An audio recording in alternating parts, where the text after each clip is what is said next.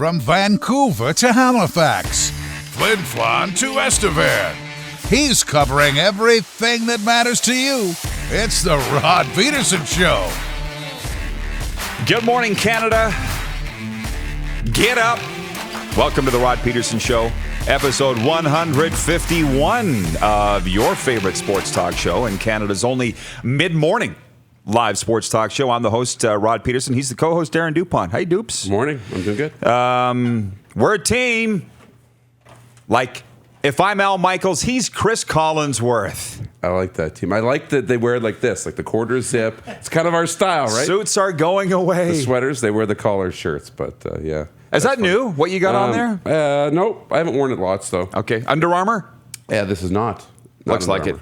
Under Armour's dabbling in that line. That's why I asked. Yeah. Maybe that'll be one of the topics when Derek the Duke Myers joins us later in the program, is sportscasters moving away from the suit and tie to the sweater. He doesn't like it. He's already giving it the emoji. We got a special day for you today. Les Lazaruk coming up, the voice of the Saskatoon Blades from 92.9 The Bull. My brother from another mother. I've often referred to him as the Saskatoon version of me, if he's not insulted by that. Les will be with us, and a special guest coming up here in hour one, a surprise guest that we will not let out of the bag right now. Magnificent 7 topics today here on the Rollout for Flooring Superstore that we're going to get to, sprinkled throughout today's show. Number one, of course, is CFL winter meetings and its various offshoots. Yesterday was a very big news day on this program, and we'll disseminate and dissect some of the information that we got yesterday. Number two is, of course, the NFL tryouts.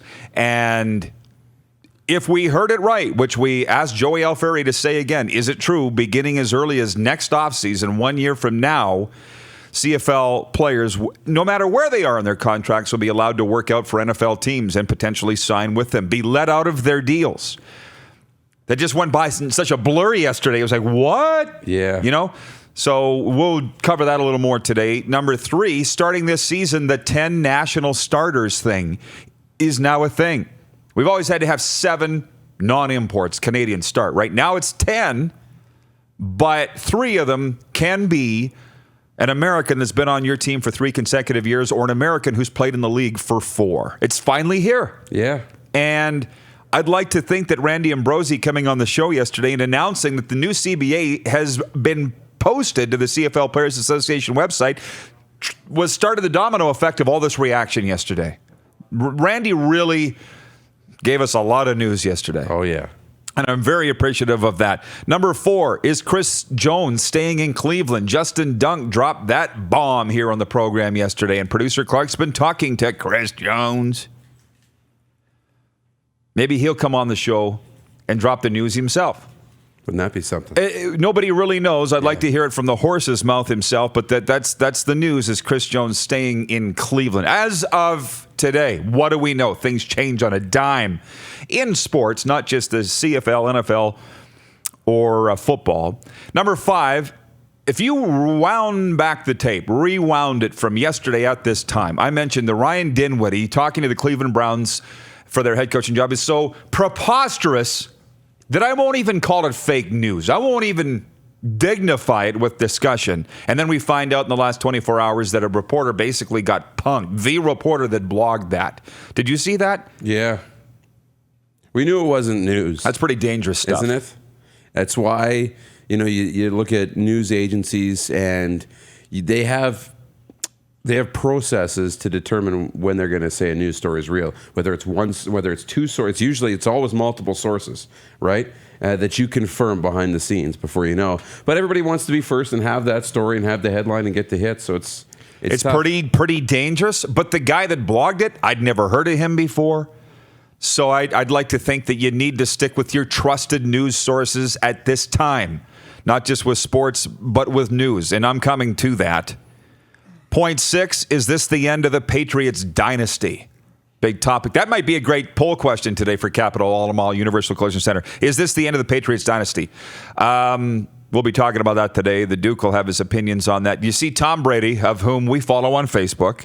I do. I'm sure you Yeah. do. Did you see his statement this morning? Yeah. You saw it? He's Man, got you're right on the something bit. He's got a lot left to prove. Right. He's got a lot left to Doesn't necessarily mean that it'll be in New England. But he's not retiring. That's what I'm taking away. Definitely not retiring. But the rumors, folks, if you're following the 4-down game, is that Tom Brady, his contract is up, could be heading to the LA Chargers. And let's not forget, he's got a child in Los Angeles from a prior relationship. He's from Southern California. Yeah. It's not completely out of line. And as the pundits are saying, we're going to find out how good a coach Bill Belichick really is if TB12 leaves New England. That'll be interesting for storylines for sure. But yeah, there's a number of different landing spots for Tom Brady, and the Chargers are among them. That'd be really interesting to see where he'd end up. And the other thing, I'm just going to say this because, quite frankly, when Derek walked in here today and Tyler, our sales manager, when we all gathered for coffee first thing this morning, was the situation in Iran, Iraq. That is the 7th topic of the Magnificent 7 today, because everybody's going off on Twitter, and you gotta be real careful of what you're following right now. Many times we've said here on this program, what you see isn't necessarily what's going on. And if we say that in sports, what do you think it's like when it comes to national defense and a potential war? So we played the clip here for the guys this morning from the U.S. Army, the official that said, we don't want war, but if you want war, we're not going to start it, but we'll end it. And that's got everybody talking and people saying, oh, if you're supporting this, are you signing up for the draft? Blah, blah, blah. Well, for those that say that, I say, thank God you're not in charge of national defense, because the priority is safety and security right now, particularly for the Canadian Armed Forces. I was forwarded a letter last night from Canada's General, Jonathan Vance, to all the Armed Forces families, basically saying the priority of this country is safety and security, not going to war. But as the American Army official said, our Army is not talk shows.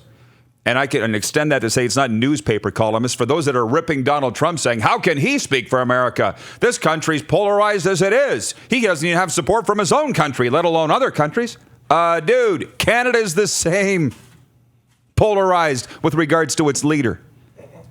So everybody wants to fan the flames and fearmonger, and I guarantee there are people that are scared, right? It's out of our control. There's nothing you can do.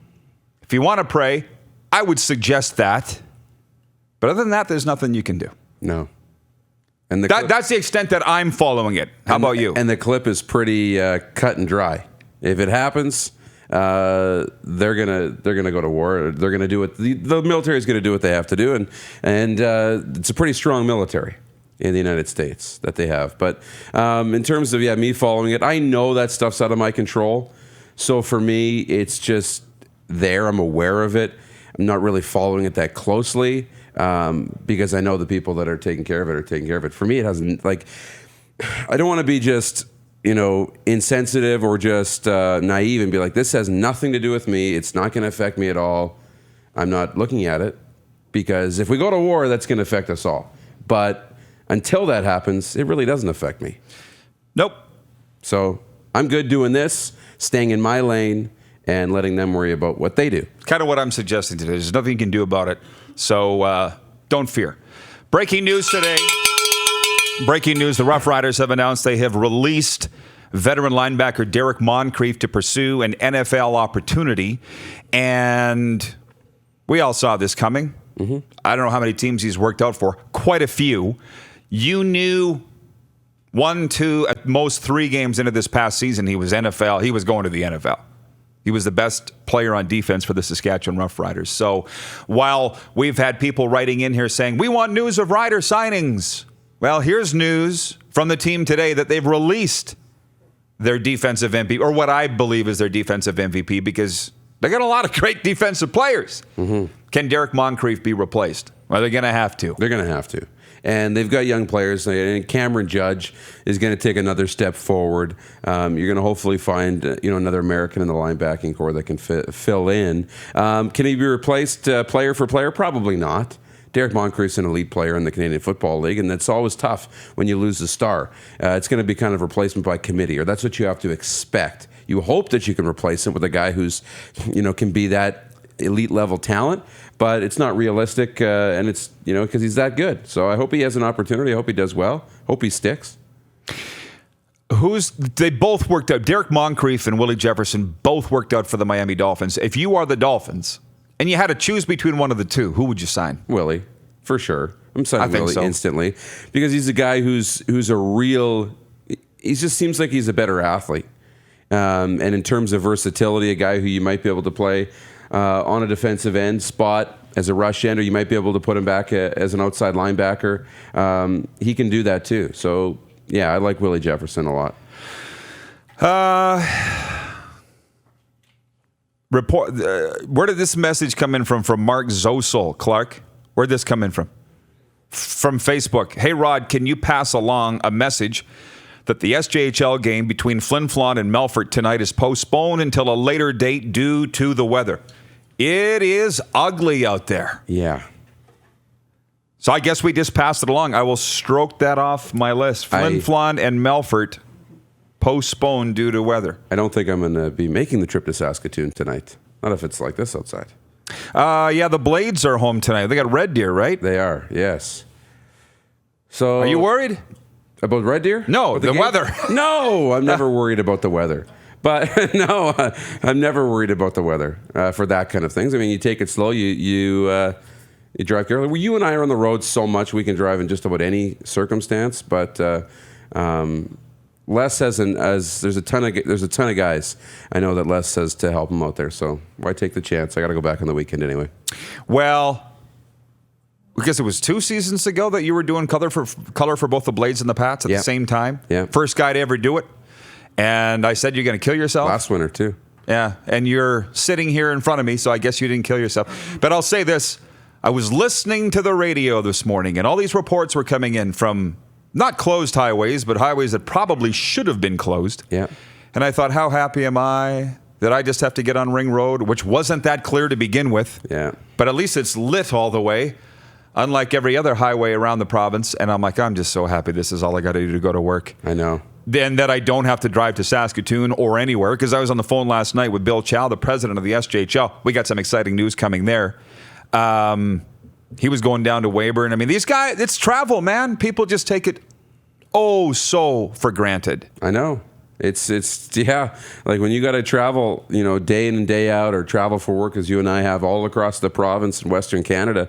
It's not just a simple thing, right? It becomes a huge part of it. But I don't know if you've ever been in a car accident, but that plays into it too, and happens all the time. Monty in Saskatoon is writing in. He says, "Are you chicken?" No. I mean, it's Monty. I would take the trip for sure and just drive slow. But, to be back here again for the show in the morning and things like that, it's just always sometimes better to be safe and, enjoy the game on the radio. I'll listen. Regarding the news of the Riders releasing Derek Moncrief to pursue an NFL opportunity, which would tell me that an NFL announcement is imminent with Moncrief. Usually it's within 24 to 48 hours that a team will announce. Once they release him, an NFL team will sign him.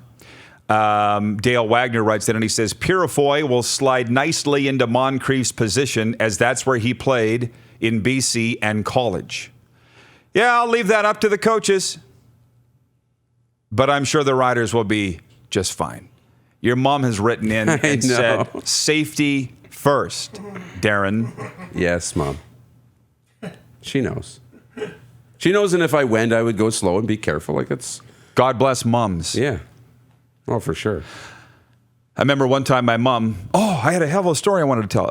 2 stories. Here's the first. My mom, I didn't call her when I got home from a road trip like I was supposed to. Yeah.